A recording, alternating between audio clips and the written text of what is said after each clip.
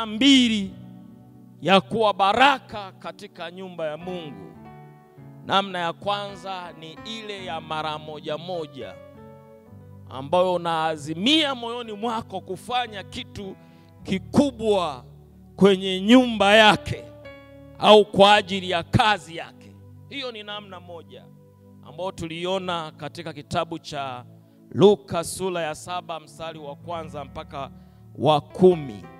Luka sura ya 7 mstari wa kwanza mpaka wa 10, tunamwona mtu mmoja ambaye kwanza hakuwa Mwisraeli, na yeye alifanya kitu kwenye taifa la Israeli baada ya kumjua Mungu wa Israeli, baada ya kusikia Mungu wa Israeli yukoje, Mungu wa Israeli anafanya nini na anawafanyia nini watu wake.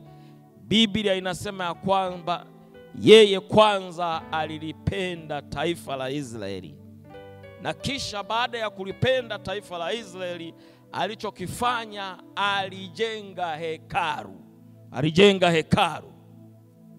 Akalijenga hekalu.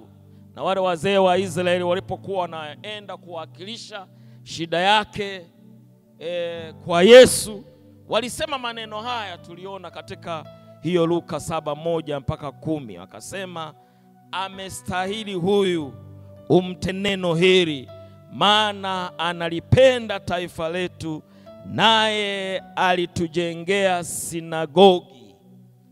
Basi Yesu akaenda pamoja nao.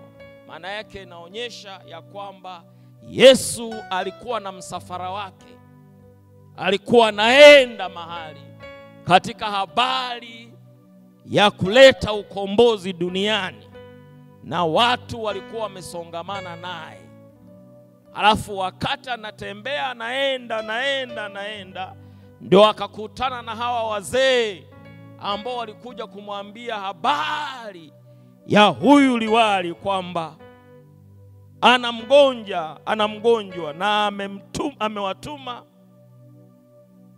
waende kwa Yesu, maana amesikia habari za Yesu kwamba yuko kwenye mji wetu. Waambia, kamuiteni ili aje aombe kwa ajili ya mtumwa wangu ambaye yuko katika hali ya kufa.